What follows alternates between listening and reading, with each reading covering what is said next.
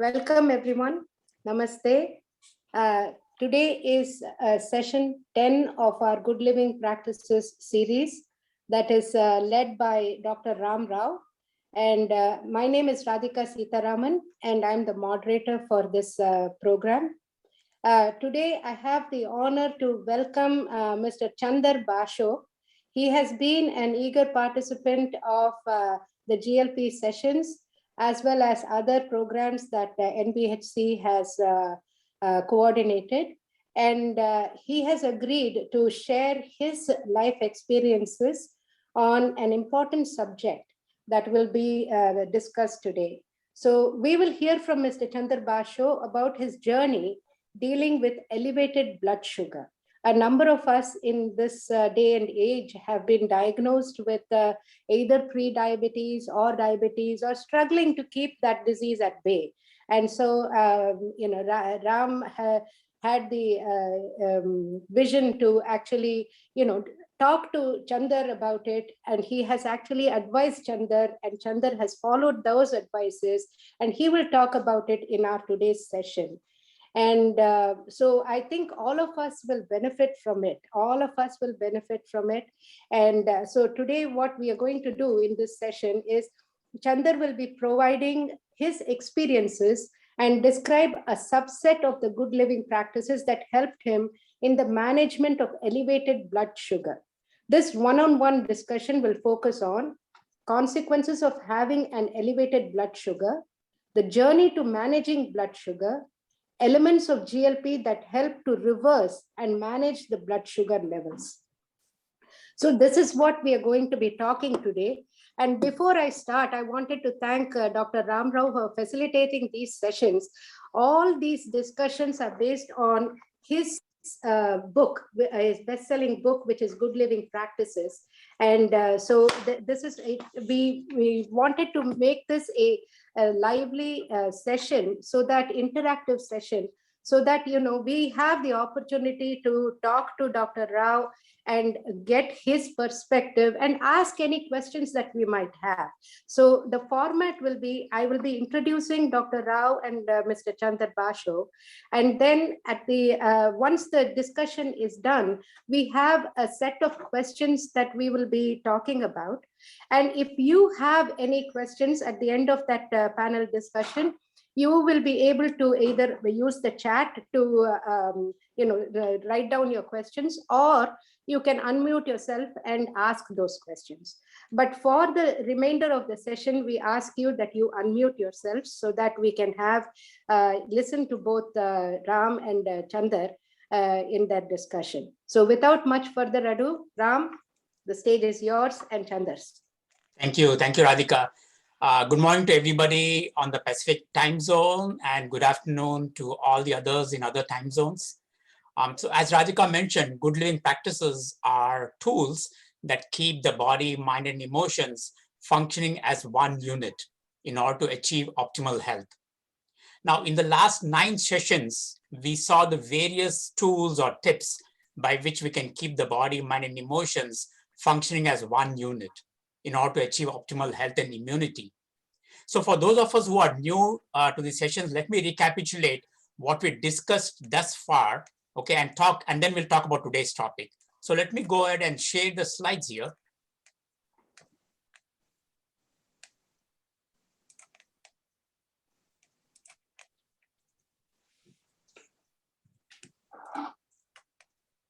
So in the past 9 sessions, we talked about the importance of mindfulness while cooking. We talked about the importance of how cooking and eating can be a meditative act in order to achieve optimal health. We then saw the benefits of physical exercise and also mental training exercise for sculpting, or what I call molding the brain. And then we also discussed the importance of selfless service in order to bring harmony to the body, mind, and emotions. We discussed about bringing in harmonious impressions through the 5 sensory sense organs, what we call the 5 portals or 5 gateways: sound, touch, sight, taste, and smell. And then we also discussed the importance of fasting And I mentioned about how this also brings harmony to the body, mind, and emotions. Now, today's session is going to be a little different from all the previous sessions. Today, we'll actually hear from Mr. Chander Basho about his journey dealing with elevated blood sugar. Now, Ayurveda and yoga have actually described 16 different kinds of issues related to elevated sugar levels. We know the term as diabetes in modern medicine, which is a disorder that accounts for high blood sugar in the body. Now, you have two different kinds of blood sugars, elevated blood sugar, and you're probably told whenever you are diagnosed with that condition that your blood sugar is very high. Now, the question is, why would your blood sugar be high? Well, it all comes down to the basic problem of eating, okay? So when you eat your food, your body breaks down that food into what we call glucose molecules. These are single unit molecules, glucose, which then travels from the bloodstream to the various parts of the body, to various cells. Here in the cells, imagine that there's a gate, okay, and the gate to the cell. That gate has to be opened for glucose to enter inside the cell. And this entry mechanism is a sort of facilitated by a molecule called insulin. It's a hormone. Okay, and hormone, the presence of insulin actually facilitates the entry of sugar or glucose from the bloodstream inside the cell. And that's what we want. We want the glucose to enter the cell so that the cell can use that for our energy. And that energy is required for our day-to-day activities, whether it's a body activities, whether it is a brain activities, or whether it is even for emotional. Emotions also require a lot of energy. So that's the goal. Okay. Now, what happens is for people who have high elevated blood sugar, insulin is either not produced at all. We call that as type 1, or insulin is produced, but for some reason, the body fails to recognize the presence of insulin. That is, even though insulin is present, that gate, as I mentioned earlier, the gate is not opening up. And so what happens is, because the gate is not opening up, the glucose is not able to enter or penetrate the cell. And so it accumulates in the blood. And wherever it accumulates and whichever areas of the body are weak, those areas now get disrupted by the presence of glucose. Okay, so that's the reason why chronic blood sugar elevations can cause a host of health issues in the body. Now, there are pills to manage that, okay, and depends upon the individual. Some people do very well with those hormonal injections or the pills, whereas some people can have, at least a lot of the people that I spoke to have a bunch of side effects from that. You know, they don't experience a betterment of life. So today, Chanderji actually will provide us his experiences, and he'll tell us about his journey with this high elevated blood sugar. He'll also talk about a subset of the good living practices that has actually helped him in managing the blood sugar. Now, before we start the discussion, I have to add a disclaimer here. Now, please remember, in all these sessions, we are not advocating alternative practices, okay, especially this session. We are not advocating alternative practices for managing blood sugar. For those of you that have elevated blood sugar, please do not stop your medications cold turkey and say, we will follow Chanderji's route. That's not where we are going. Okay, all we are saying is that there are alternative practices that you can do in order to maintain your blood sugar. So each person's journey is different. Chanderji's approach may or may not be suitable for everybody, but I'm sure given that he has, all the natural approaches that he has taken, it will definitely benefit everybody. But please use your judgment. Okay, consult with your physician if you need to, and approach any of the alternative practices very slowly, judiciously, and carefully. All right. So now with that discussion, let me stop sharing here and we'll start going into our discussion with Chanderji. So Chanderji, welcome to our program here. And it's so nice that you were able to join us and help us in understanding more about what it means to have elevated blood sugar. So if you can tell the group about what exactly how was your journey, how it all started, what was it that you experienced when you started having high blood glucose levels? So Thank you, Dr. Ram and Radhika. I hope you can hear me well. Yes. And I'm honored to be on this GLP session because I listen to them very carefully and I follow many of the practices. As for Dr. Ram's question, how it started. It started when I turned 40 years old, and everybody you talk to tells you that normally type 2 diabetic starts at the age of 40. So for me, it was a summertime. I was 40 and a half. I was doing the weed whacking. I enjoy working in the yard. And I was doing the weed whacking at the back of the house. And suddenly I felt like that I cannot lift that weed whacker anymore after working for 1 or 2 hours. I was very surprised what happened. I contacted my doctor and the doctor ordered the blood test. And after the blood test came back, he told me that you are type 2 diabetic. And I was not very surprised at that time. And the reason for that is both my parents were diabetic.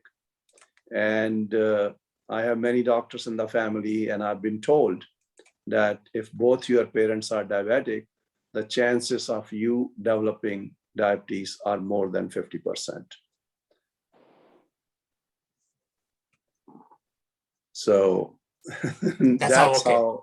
Right. So having known that, now that you got to know of a diagnosis that you have diabetes, what were you advised? I mean, what did the physician advise you? The physician actually were more on advising the medicine. And he put me on metformin 500 mg. And when I asked that, how should I change my food habits? Is there something that I should change? He referred me to a dietitian. And the dietitians, unfortunately, I will say at least in the North Bay, do not understand if you are a vegetarian because everyone eats meat here. Mm-hmm. So it was not much help. But my dad was diabetic and he was living with us. So I could see that how he was managing his diabetes at that time.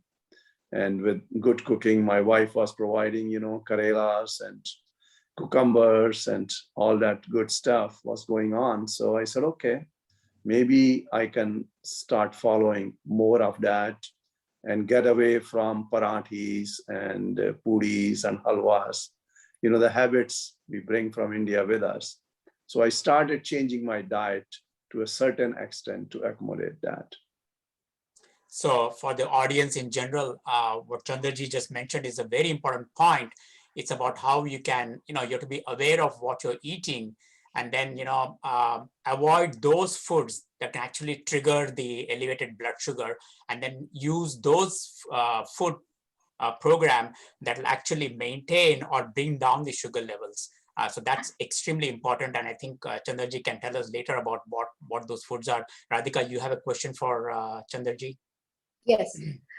Chander, you and I have talked about this and, because I have similar symptoms and I have been diagnosed with type 2 diabetes and you advised me on what to do. But what I would like to know is what was the consequence of having high blood sugar? Different people experience different symptoms. What were you experiencing? For example, when I was diagnosed, I did not have any, symptoms as such of diabetes except for fatigue.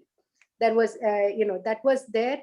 Both my parents did not have diabetes, but I got diagnosed because of, some sort of, it's in the genes. Both me and my sister, got diagnosed with that. And so what I am interested as somebody who has just started, doing this, because this was just about 2 years ago. And like you mentioned, having an Indian diet, I consulted with an Indian dietitian, but that also did not actually help. But some of the stuff I will share about what you said about the karelas, about the cucumbers, I'm starting to see the effect a little bit. I'm happy to say that. But what I would like to understand from you is, what were you concerned about? What were the consequences of having high blood pressure, high sugar? I mean, before I go into it, I will also like to say that what may have contributed to it. It may have been my guesswork, but I think what contributed to it was my moving to this country and having a stressful life. And because the job I got was in San Francisco, I was commuting long hours. So I think that that definitely contributed to it. But now going back to your question, that what was I feeling? So the feelings that I had, as you said, fatigue was obviously very common. I work as a consulting engineer and I will go out in the field. And I was surprised to see that after I've been on medication for 10 years, I was getting more and more fatigued. In the beginning, when I was not taking any medication, and although my sugar level was high, I was still able to, go to the field, stand for an hour with not much problem. But once I went to the journey of taking more medications, I was looking for a chair for, after 15, 20 minutes, I'm in the field. Yes. And I'm looking for a place to sit because I couldn't stand. Mm-hmm. And the second thing that I think really shook me up, I had come from India and I was tired and I went back to work after 2-3 days. So part of it may have been sleeplessness that was caused by the travel to India, and part of it was diabetic. And I realized it after that. I had my lunch at some place. I was in the field and I started driving after lunch. And as soon as I started driving, after 15, 20 minutes, I felt like that a wink of sleep. And I think God was great. He saved me. But next thing I know, that my car has crossed the road and it was a one-way road. And I had gone to the other side of the road. Mm-hmm. And wow. That's when I woke up. So it was like, that was definitely a wake-up call to me that I need to do something about it. I cannot continue with what's going on.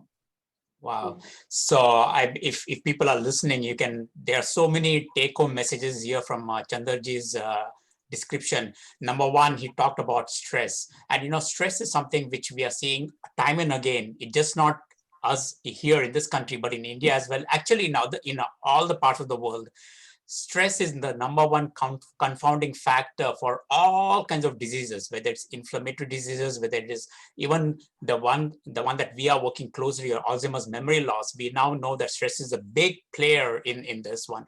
Stress has caused a lot of problems with the health for everybody. And I think, in the last 9 sessions, we did address stress in some ways as part of the GLP tools that we said. And of course, we are going to have other talks in the upcoming months where I'm going to be talking about how to deal with stress. But stress is number one factor in almost all kinds of chronic conditions. And what Chanderji is saying is I think it appealing to all of us in that sense, that we have to somehow manage our stress levels, because it can be a big factor in almost all the conditions. And the second thing that Chanderji mentioned, which is very important and which Radhika and I addressed in one of our past sessions, is about meals and timing of meals. It is very extremely important. And it's, even though Ayurveda and yoga talked about that in the books, now we have evidence-based medicine to support those studies, saying that, why meal timings is an extremely important part. You cannot skip,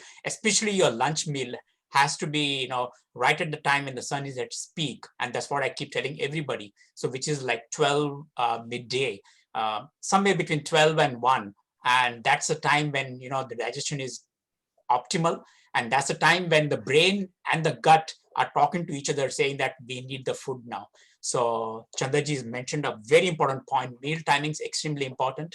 And of course, hidden under that message that Chanderji has mentioned is another fact, which is where exactly are you eating? Are you eating in a place where it is more calming, where it is less of a stress? Because, as he continuously mentions, in our work lifestyle right now, the way we are asked to work, we are combining work with eating. So we sit in front of our computers and eat while we are working. And that's a big no-no, my friends, Yes. because time and again, evidence-based studies, it's just not me, not just GLP, but evidence-based studies have constantly shown about how distraction can affect. It affects your digestion, it affects your eating, and it affects the way you're digesting your food.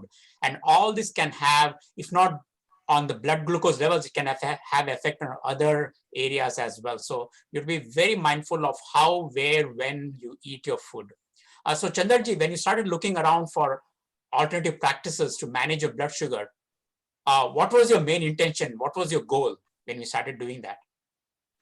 Well, in the beginning, my goal was to somehow reverse the process and maintain, at least, not get my kidneys damaged, or not let my other, important parts like liver and all that, or heart problems. Because once I started looking for alternative solutions and Googling and talking to people, I realized that the one problem is going to lead to other problems. If you have diabetic and if you keep taking that medicine, it's like a triangle. You're going to develop the high blood pressure, you're going to start getting the problem. And because I noticed that in my dad, that's how he started managing well. And by the time he is into his 90s, he happened to live more than 100 anyway. But he was taking blood pressure medicine, heart medication, prostate problem. So it was like he started from there. So I could see that where I could end up. So that's what made me think that, okay, what do I need to do? And my main goal was to somehow at least reverse the process. But I am happy that I have been able to remove all the medication in the process. Yeah, I think you make a very important point, Chandarji, because what happens is we now know that there are the ways to manage the blood glucose levels. You can take, these days, insulin levels, insulin hormones are available. There are pills that are available. The problem is a lot of people experience a lot of side effects. And then what happens is then you start declining in the way you do your medications. And then that is a biggest consequence, because what happens is if you are not able to manage your high blood glucose levels, that high glucose can affect the kidneys, retinopathy, and then you can have problems with the eyes, nephropathy in the kidneys, retinopathy in the eyes. And even now, as an Alzheimer's researcher, half of our patients are the people who come with type 2 diabetes, not just type 1, but even type 2. People are experiencing memory loss. In fact, Alzheimer's is now considered as type 3 diabetes, because majority of our patients that come to our clinic for Alzheimer's disease are people with high blood glucose levels. So, that it's a simple sugar, but the amount of havoc it creates in the body is tremendous. And so we need to do everything we can to manage our blood sugar levels. And you're a perfect example of how we can do that. So how did you manage it? What were the things that you did? And of course, you read the book GLP as well, and you were attending these sessions. So are there things that you incorporated from the book? And what tips can you give to people to manage their blood sugar levels on a day-to-day basis? I will say, Dr. Ram, thanks to you. I think you have done such a great service by publishing that book. That book is a treasure trove.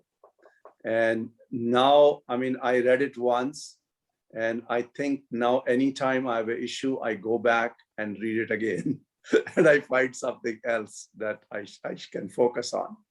So some of the changes I have done after reading that book is like, obviously, you talk a lot about freshly prepared food. And so we really focus on that. Most of the time now we cook in the morning and we finish the food the same day. So, and farmers market is closed right now, but our goal was to try to get to farmers market. But I know it's open in Marin County, but we're just trying to be careful in this season. But once COVID goes away, we are definitely going to go back there to get the fresh vegetables and fresh fruits. And I have also included millets, as we have talked about, and it's mentioned in your book. And I take steamed vegetables in the morning every day now. So those are some of the things that we have included with great results into our everyday living, and mindful eating, chewing properly, not bringing my work to lunch. So just focusing on the food that I'm eating. So, and that also becomes a meditative state. You reduce your stress also. So all those things are really, and I will I would like to tell everyone that most of it is mentioned in chapter 1 itself. Yes. I mean, the book is amazing, and there's so many things it talks about, but the food and all that is mentioned in chapter 1. And it's called high prana diet. And it's very important to follow that practice. And you make a very good point, Chanderji. The reason why we talk about farmers market is because if you notice now, given the fact that the world is now approachable by so many different routes, and people are importing and exporting foods of all kinds. So what happens is you are not eating seasonal foods. And traditionally, and there is evidence-based studies as well to support this, we have to eat with the season. But unfortunately now, the way things are working, we are getting fruits and vegetables throughout the season, which are not supposed to be there. And so that's one of the reasons why, for example, now in summer, you're not supposed to eat certain kind of foods, whereas in winter, you're not supposed to eat certain kinds of fruits and vegetables. And yet, because we get them in our grocery stores, we tend to eat them. Somebody's okay. And so we tend to eat all those foods throughout the season, which is not desirable for our health. And so this becomes very important that we address that. And so in my book, as I mentioned, how do we know which is in season? Well, the best thing that you can do is go to the farmer's market, because farmers will keep only those things that they are growing for that season. And so that is a very important message that he's giving, that Chanderji is giving. And of course, as he mentioned about timely eating practices, and then knowing what you're eating, where you're eating, when you're eating, all these are extremely important, because there's another thing that Chanderji mentioned. So for people who have blood sugar issues, the thing that you have to watch out for is what we call the glycemic index, GI values.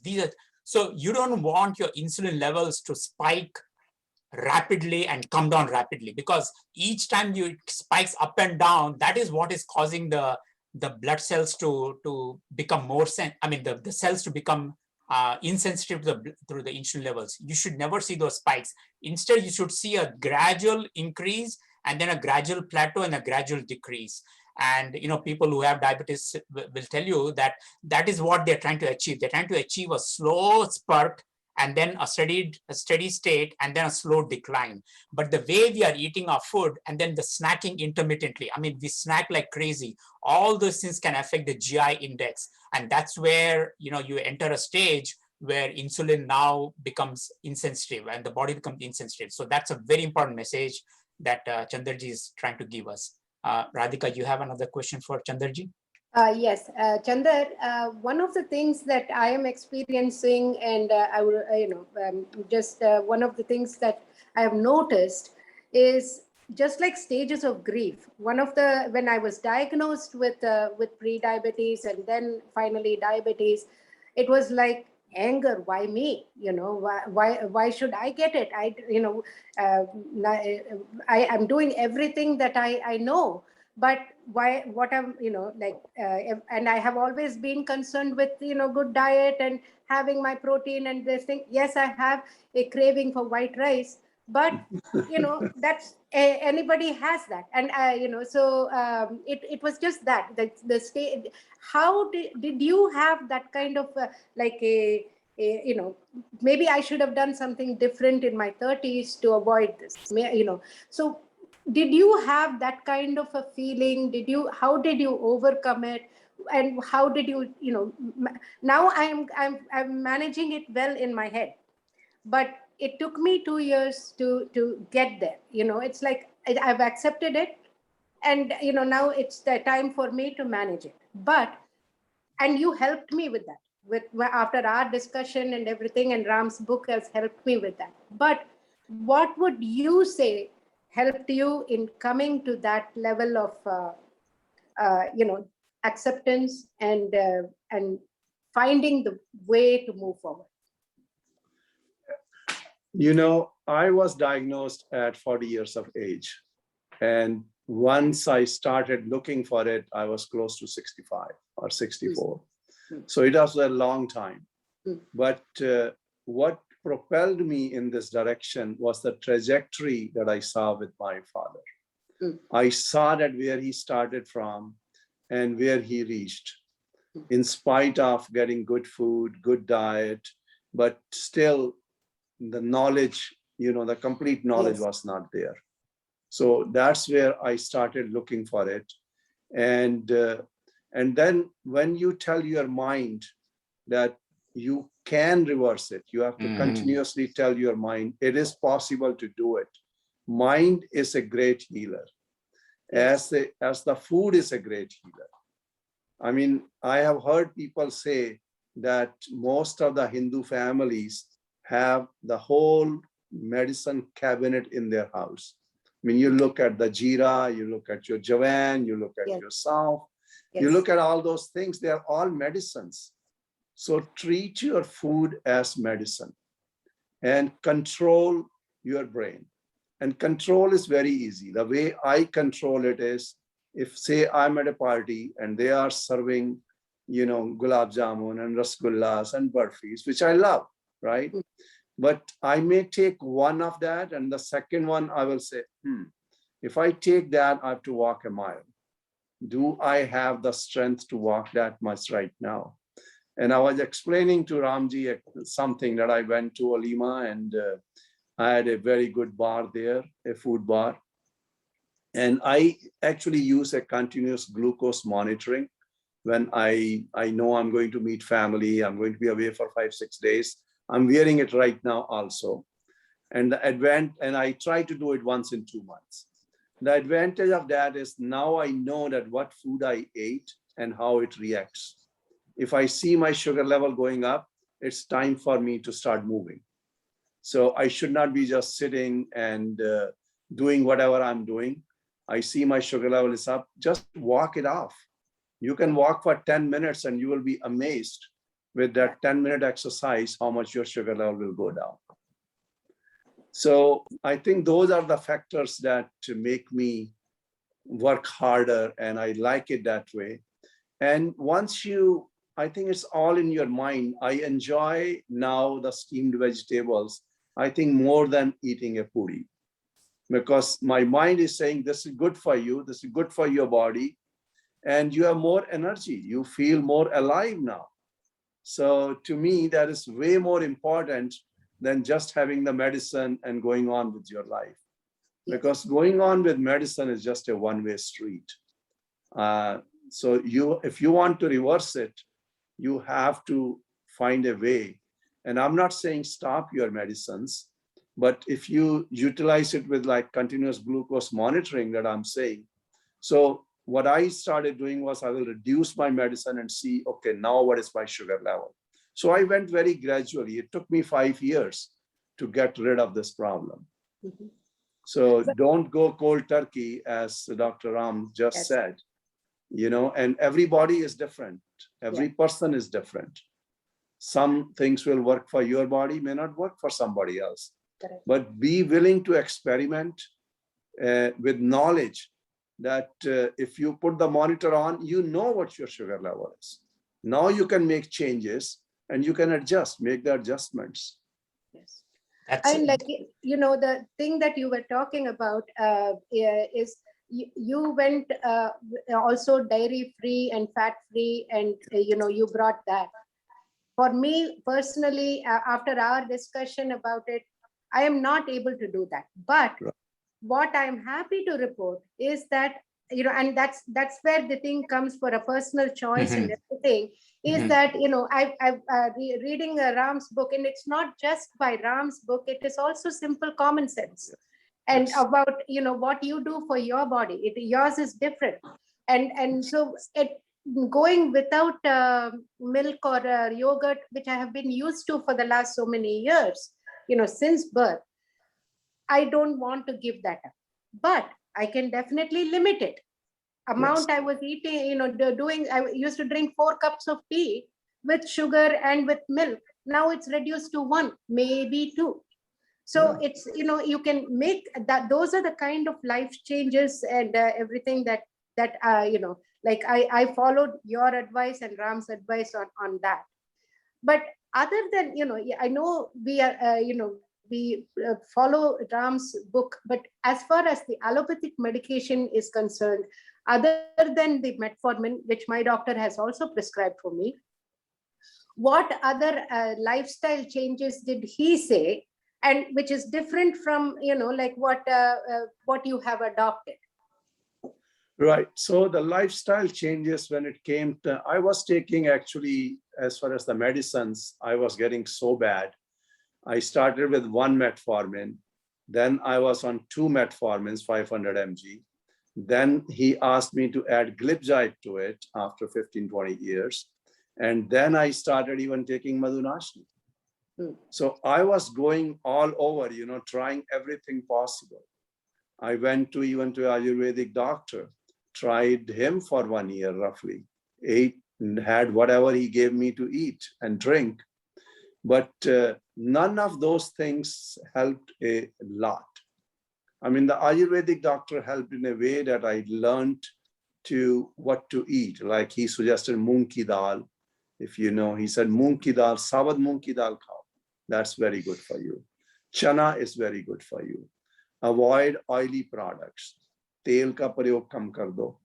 And sugar substitutes, as Dr. Ram also suggests. I went through many sugar substitutes. I went up to stevia. I even bought a plant of stevia and took the leaves of that stevia plant. But now I have stopped all that. I take a little jaggery now when I feel like. But even jaggery, I don't take more than half a spoon or 1 spoon at the most.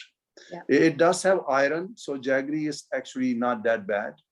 And it doesn't increase sugar level that much, but it does. So, and that's when the monitoring helps. Every time I'm doing experiments, I put the monitor once in 2 months, and it lasts for 14 days. And then I make changes in my diet at that time and see what this diet does and what that diet does.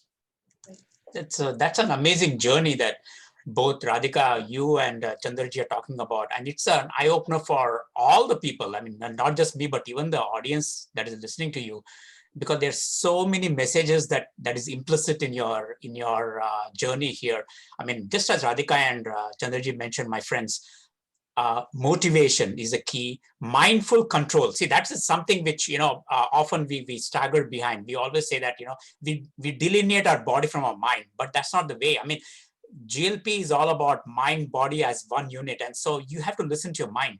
And as Chanderji correctly mentioned, I mean, you don't have to devour on those half a dozen gulab jamuns. You can just take one and satisfy yourself. And CGM is a very good advice. I would suggest to everybody, even in our clinic and at Apollo Health, we tell all our patients to have the CGM, because the CGM actually helps you to understand what is it that is triggering, at what time it is triggering, when it is triggering. And then that way you can continuously change your habits. Even stress levels can trigger the CGM level. I mean, it will show up in the CGM. So I think having a CGM is extremely important. And so Chanderji, apart from, I mean, we talked a lot about diet, but apart from diet, was there any other tools that you thought that helped you in managing the blood sugar? I mean, we are talking about, after all, we're talking about body, mind, and emotion. So are there any mindfulness practices or emotional practices that you think which you have inculcated in your daily life? Yes, definitely. And I've learned a lot from you there too. I will say fasting is one of the best things to do. And as a diabetic, if you talk to the doctors here, most of the time you will hear them say, well, you feel the hunger, just eat, don't be too hungry. But I think that's a totally different advice that I will give. You may have also heard the 16-hour fasting that's going through this country right now. And my son practices it also, the 16-hour fasting. And I wanted to try it, but I was finding it difficult. So I talked to Dr. Ram and he said 14 hours is good enough. So, and he calls it gentle fasting. So I have been doing gentle fasting now. And the way we do it is we try to finish our dinner between 7 and 8 p.m. So sometimes 7 p.m., sometimes 8 p.m. And then I won't have breakfast till 9 or 10 a.m. So that gives me 14 hours of gentle fast. And I can monitor my body and I can see that till I'm in the fasting condition, my sugar level is really good. And the other thing I will suggest is sleep is very important. A very good night's sleep is very important. If you are having difficulty in sleeping, go take a shower before you are sleeping, or, there are many methods to deploy so you can have a very good sleep.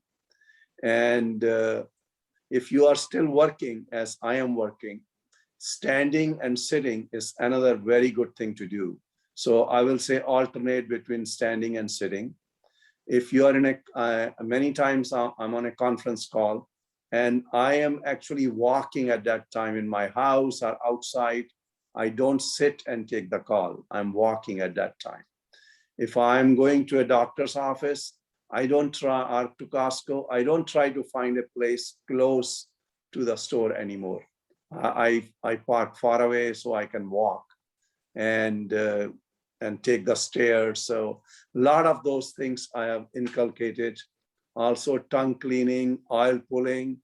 I mean, oil pulling is such a, I think, beneficial exercise that I think everyone should incorporate that. I just went to a dentist and he had done some work on one of the teeth. And 2 days later, I was thinking of calling him because I was feeling a little bit there. And then I did the oil pulling for that day and next day, and I did not have to call my dentist. Nice. Very good. So Chanderji, whatever your tips you've given, this is really, if it's just me and Radhika talking about it, which we have been doing for the last 9 sessions, people understand it, they'll understand. But the thing is that motivation is not there. But then coming live from you as a person who is going through this journey, I'm sure the audience will definitely, you're touching a chord, and I'm sure they'll all, it'll be motivating for them as well, especially for those people who have issues with sugar and who are trying their level best to manage it, because everyone wants to manage. Nobody wants to do this glipicides and metformins. Nobody wants to do that. They want to do it naturally, and naturally that motivation is there, but it's always a struggle because the mind wants to say something, the body is saying something else. So that is a big struggle. And your story and your journey actually is a motivating factor for everybody to how to bring in to their lives. So Radhika, before we open it to the audience, do you have any other questions for Chander? One more question. I know we presented like a very rosy picture of your journey and everything. Are there and it is commendable that you stuck to it, and you have a success story. That is definitely commendable. That shows your your resolve and your mental strength, and to keep at it. But are there things that you're not happy with the lifestyle, the downside of adopting this? Are there anything that you would advise that people to watch out for? It's not an easy thing that you have done. It is to adopt such a rigorous lifestyle. It is not that this thing. But what would you have some of the downsides of adopting this lifestyle? What are the things that you would advise watching out for? So I will say life is busy and stress is there. Yes. We all have to be mindful of that. And at the same time, we have to live a healthier life, because otherwise, if you don't live a very healthier life, you will have no energy left. You cannot enjoy your life. The one more thing that I wanted to touch upon was the constipation. I think that's a very important thing. When you have more medications, it causes constipation. It actually gave me a lot of problems with constipation. So I will have trifla and, all those Ayurvedic stuff that I will have to control it.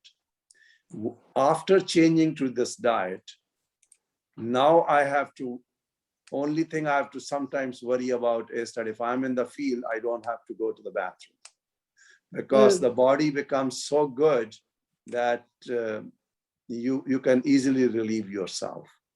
So, and that, I think Ayurveda says it very clearly that you should not have any constipation.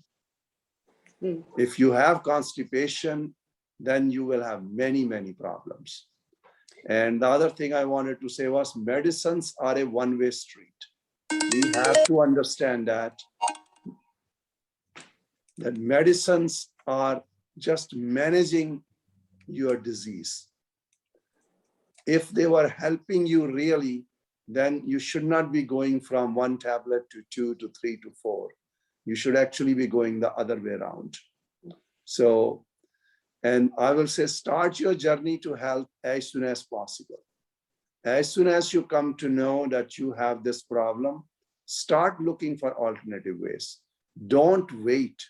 I waited 25 years and it took me 5 years to get rid of it. But if you have problem just starting couple of years, you can take care of it within months. So start your journey as early as possible. That will be my advice. That's a very important advice, Chanderji, that you've given. It's very, very important that people learn about that. And you mentioned about constipation. In fact, I didn't include in this year, but next year in our GLP sessions, we'll be including constipation, because I know a lot of people have asked me about it. So sleep, as you mentioned, sleep, definitely. In fact, next month discussion is going to be about sleep, and I'm going to tell you about the importance of sleep. Constipation, again, as you said, is extremely important, my friends.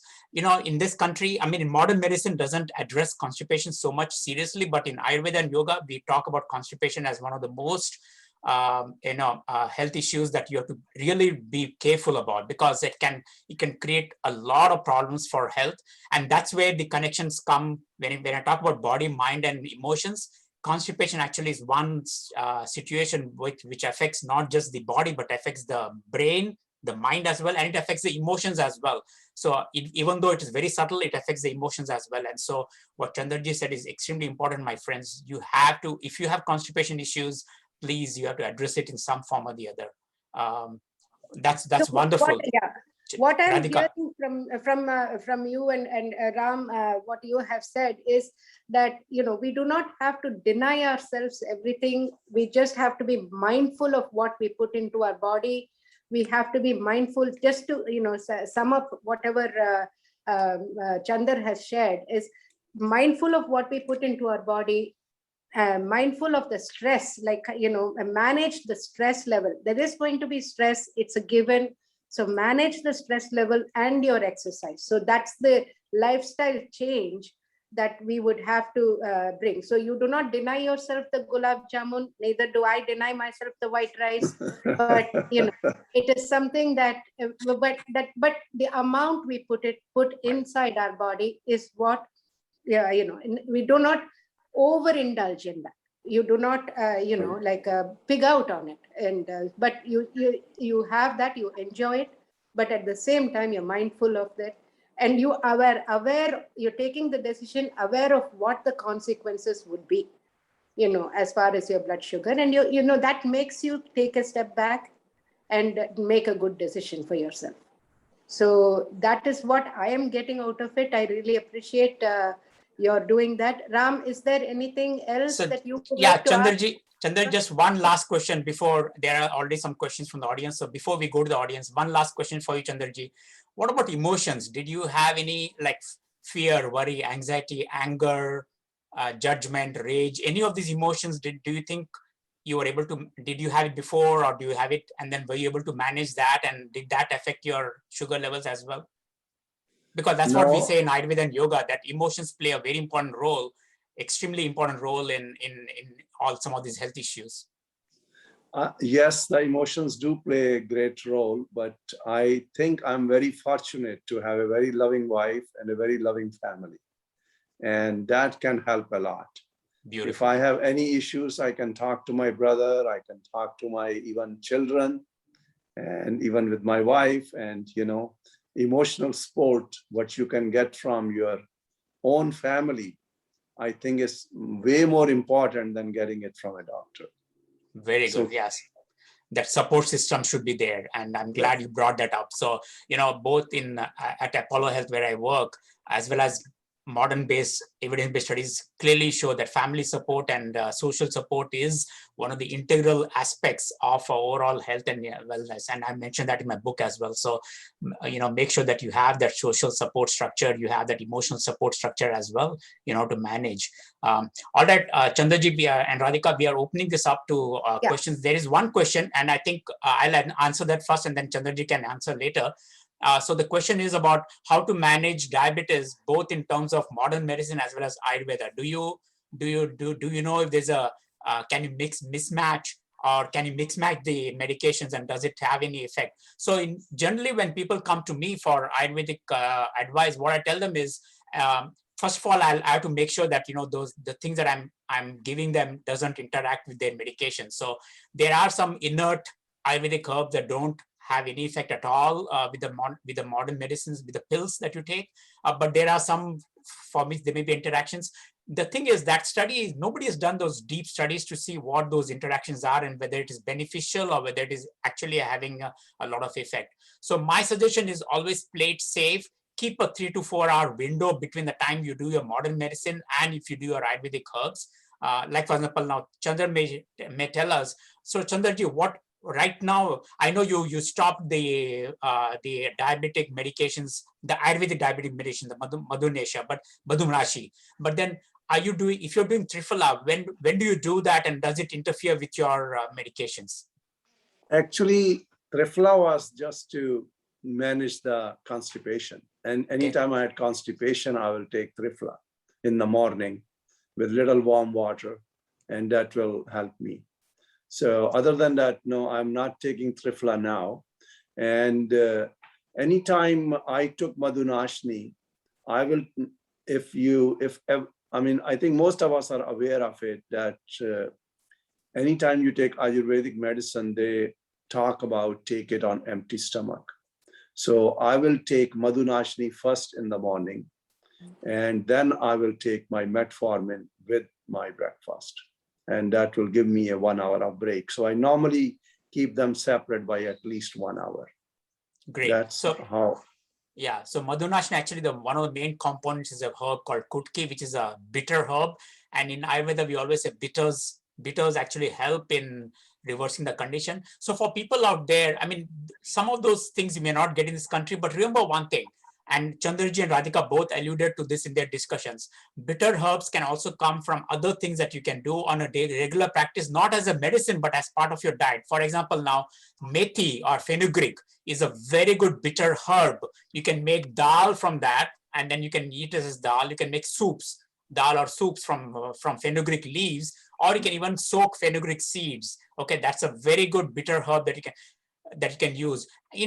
On that note, let me tell you, all green herbs, or what we call salads or leaves, are very good to manage because they all have the bitter component to that, and it actually helps in managing your blood sugar. So Chandraji, there's another question from Padmavati that says, did you include any specific yoga poses or meditation practices to reverse your diabetes condition? Yes, I do gentle yoga in the morning, and exercises and stretching. And I have included, yes, I mean, you have to basically, if you look at it, all the yogas that pertain to diabetes are kind of pushing your stomach inside. So I don't remember all the names of them, but you can lie on your stomach and lift your legs up with your hands. And there are, 4 or 5 postures that one can do. And yes, I do them every day. So on that note, there are, even if people don't have a regular practice, and you don't have to go into a lot of complicated poses, You can do Surya Namaskar. There was a reason why traditionally our elders always told us to practice Surya Namaskars in the mornings, first thing in the morning. Surya Namaskars actually incorporates, it's like 13 different steps. All those steps will encourage and strengthen every body part. And so to all people that when I teach yoga, I always tell people, if nothing, at least do, few rounds of sun salutations, extremely good. Helps the pancreas, helps the gut. And so what we talk about, the microbiome helps with that as well. So, sun salutation is a great pose, but yes, you cannot separate the two. You have to bring in yoga as well as, other practices like meditation and breath practices, pranayama, and of course, diet and everything. So it's a comprehensive approach.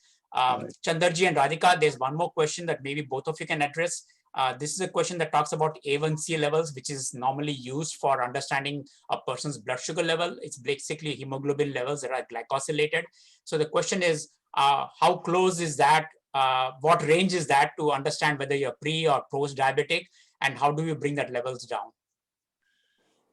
That's actually a very interesting question, because some of the sites or some of the persons I follow who believe in natural cure, they will tell you that 100 plus your age is the sugar level you should strive for.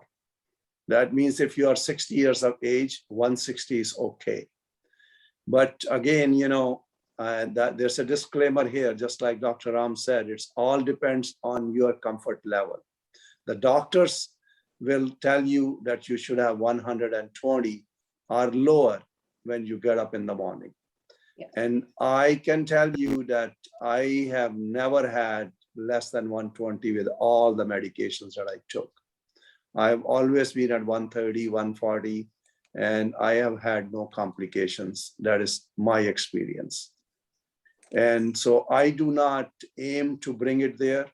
And if you look at the history, 160, if you look at the guidelines, was normal 30, 40 years ago. And then it became 140, then it became 130. Now everyone is becoming pre-diabetic when they're at 120. So I don't know where those numbers are coming from and how much relevant those. I know they have got all the scientific studies to say that it causes problems if you are higher from that number, but I have not seen any problems, and I have not tried to push it to 120 because I feel like if I take more medication, it will create bigger problems. That's a very good point you're making, Chandarji, because I know from our own experiences in our Apollo Health Clinic, people with Alzheimer's, we tell, because they have a confounding issue, and if they have diabetes, we tell them to make sure that their glucose levels are below 110. So it all depends on what underlying condition you associated or comorbid condition you have. If you don't have any other condition, then your point is well taken. You don't have to rush to 120 or 130. You can still maintain 140 and be well. But if you have another comorbid condition or a co-associated condition, then you have to refer to your doctor and then make sure that the levels, those, and that's the reason why those levels are different for each person. Yes. In some cases 120, and Radhika, you know that better, right? Because as far as my doctor is concerned, my A1C is around 6.8, 6.9, and they want me to be less than 7. And so I'm in regular touch with my allopathic doctor. And so the diet changes and everything has helped is I'm supposed to keep my blood sugar level between 120 and 180. It should not go beyond that. So, and this, when I test my sugar, and I do that 2 or 3 times a day, and it managed to keep it within that. Yes, it's going to go up as soon as I eat, but it managed to keep it within that. So that is what is helping me. So like what Chander and Ram have said, it depends upon your body. You have to make that decision after consultation with your doctor on what is the best for you as far as the A1C level is concerned. My doctor has said it should be less than 7, so I'm working towards that. So your doctor, and depending on other conditions also, whatever other medications you're taking, it should be different. It should be what they prescribe Very and good. what works for you. Yeah. That's a wonderful advice you're given, Radhika. Yeah. I'm sure people will be a little more proactive now, Yeah. listening to all this. So Chandarji, there are two questions I'm going to combine. Number one, are you completely off metformin? And then what is your daily diet in general? Like, are you off dairy? Any other major do's and don'ts? That's the second one. What was the first one? I can. Are you completely off metformin? Yes, I have stopped all medications, metformin, glipizide, and madhunashni. I'm taking no medication at all right now. And I actually stopped taking all medications on 30th January of this year. So, and your doctor is aware about this, Chandarji? Yes, I have told my doctor now that I first told him that I'm stopping glipizide, and he asked me, why are you stopping glipizide? I said, because it gives me stomach pain and other issues, and I'm making changes to my exercises, starting to do more yoga, and I'm making dietary changes, and I want to see if I can live without glipizide. And then in January, I told him that I am stopping metformin now. And he said, okay, why don't you go for your blood test? I went for my blood test in March. And for Radhika, I said 7, but mine was more than 7 with all the medications for the last 5 years. I was at 7.7 or somewhere like that. And now with all the medications stopped, in March, I was at 7.6. So I was lower than the number I was with all the medications. So are you off dairy, and what are the do's and don'ts would you suggest to the people? Yeah, so I definitely have stopped taking dairy because the word on the street from the naturalist is that the dairy causes the problems. So I stopped taking dairy maybe 3-4 years ago now. And I substituted with the almond milk. And as per your advice, I make sure it doesn't have carrageenans, that's right. Carrageenan, and it has no sugar in it. So it's actually available at Costco too. So I picked from Costco, and someday I'm going to make it at home myself because it's not that difficult to make if you have time. Right. You can take some almonds and do with it. And the other do's that when you talk about the fenugreek seed, that to me is very, very important. So I have fenugreek seed soaked all the time. So I soak them and they are ready to be eaten after 24 hours, roughly. And what I do is in the morning, I will have water, 2 or 3 glasses of water, and I add fenugreek seed, roughly 1 spoon or 3/4 of a spoon to it. The soaked ones. The soaked ones, yes. So that is the first thing that I have when I get. And you just chew it. You just chew it in the morning? Yeah, just chew it. Yeah, 1 spoon, and they're all chewable by then. They're very good by then.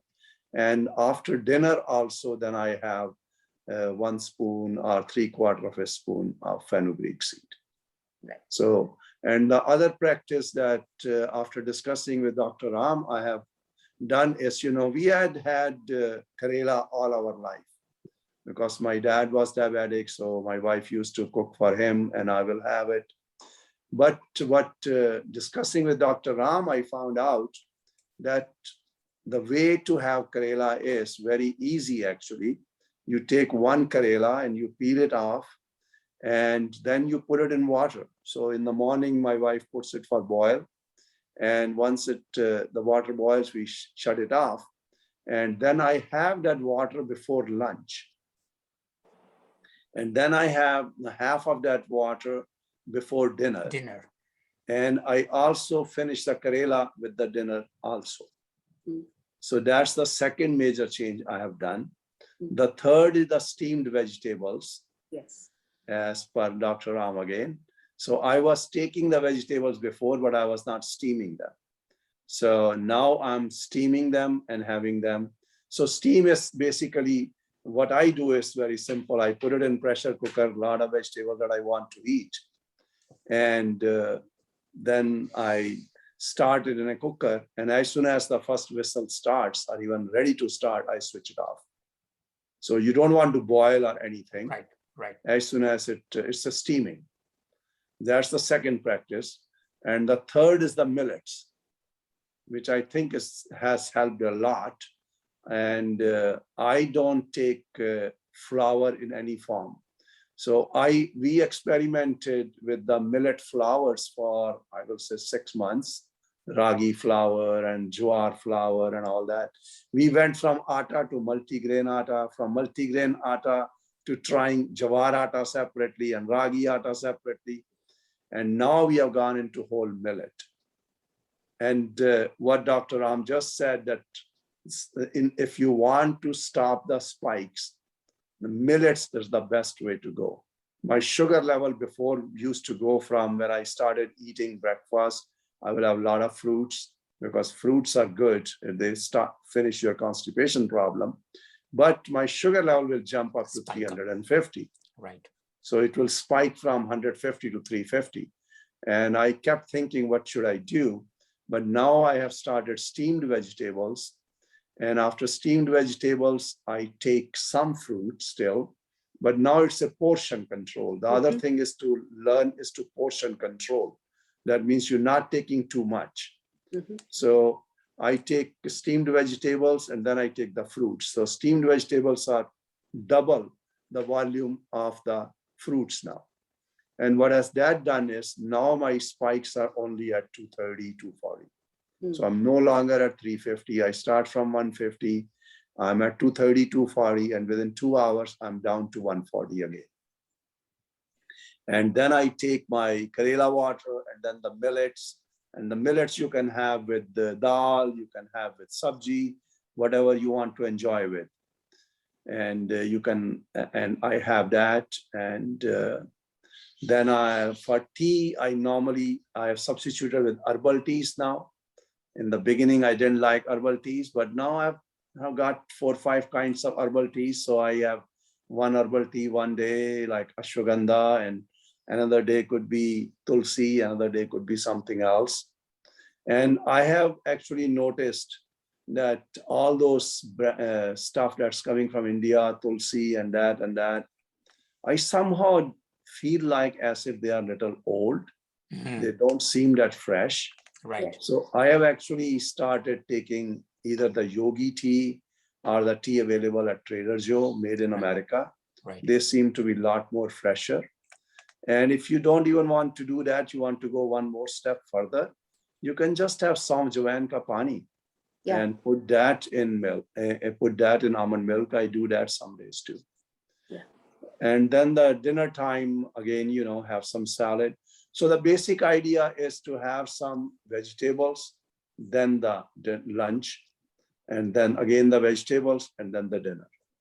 So vegetables, treat your vegetables as a free food. When you put your monitor on, like I put my monitor on, and after eating, full bowl of vegetables, my sugar level went only from 150 to 170. So that's like a free food. Yeah. And then have nuts. You can have soaked nuts. I have soaked nuts, almonds and cashews, and sometimes pistachio when it is, winter time, you have pistachio. So we all know all that process, that what food to take during winter and what nuts to take during summer. So if we follow our own, Indian stuff, that works pretty good. Yeah. And you also mentioned for sweet tooth, you have that paleo bar.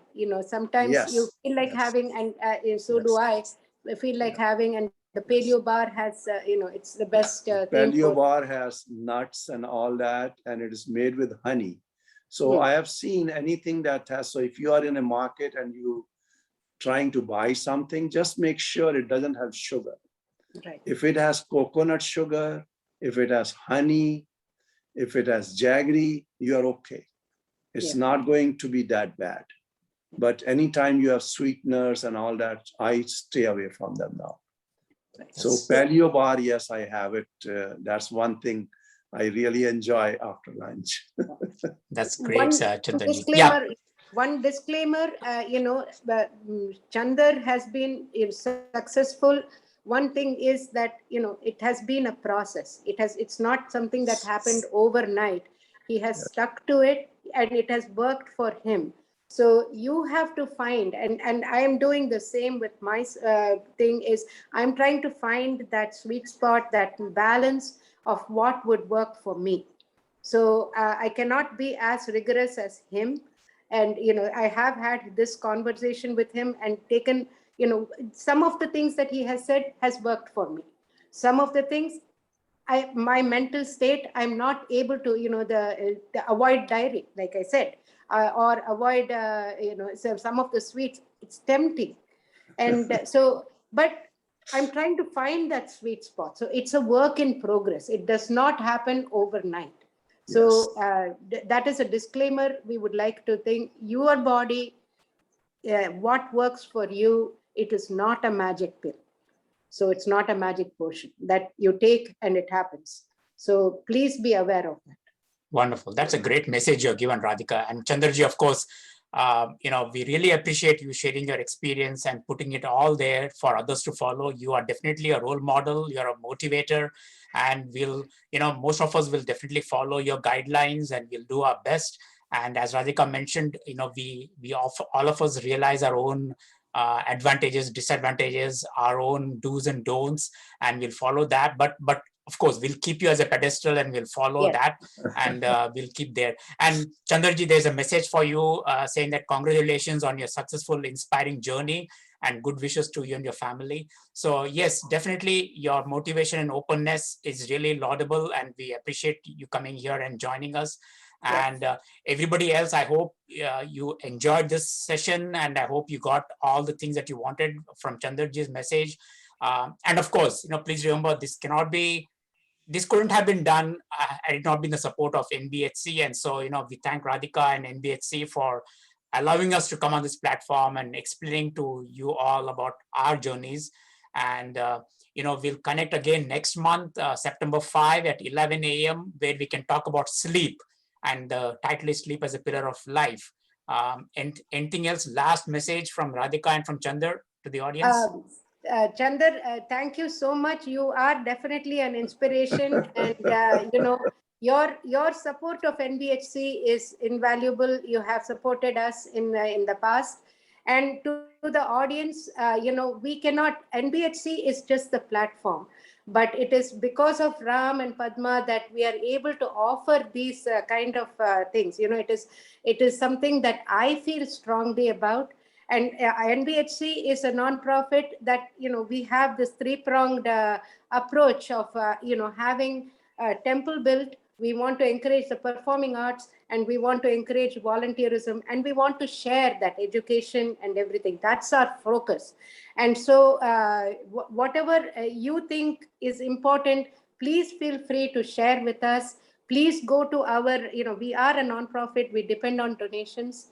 So if you feel that you are inclined to donate, we will be happy to get your donations, and it will help us reach our goal. And we look forward to more sessions with Ram. We intend to continue as much as possible. And regarding today's session, if you have any questions, please feel free to email Ram or contact us at northbaytemple.org.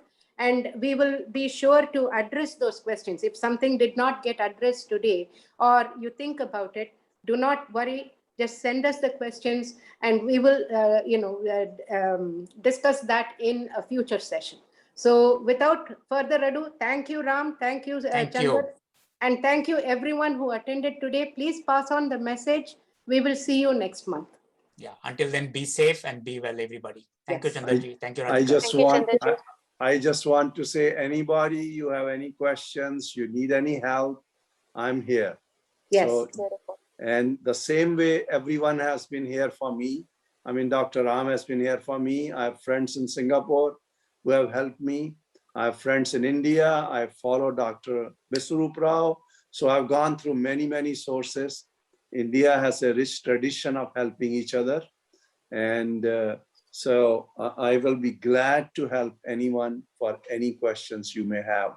I wish all of you have a healthy, very, very healthy journey, and get off your medication as soon as possible.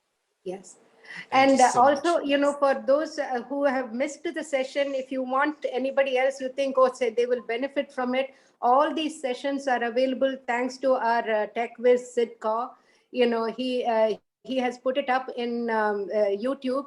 All those sessions are available. Past sessions are also available. So please feel free to share this knowledge. That's the most important thing.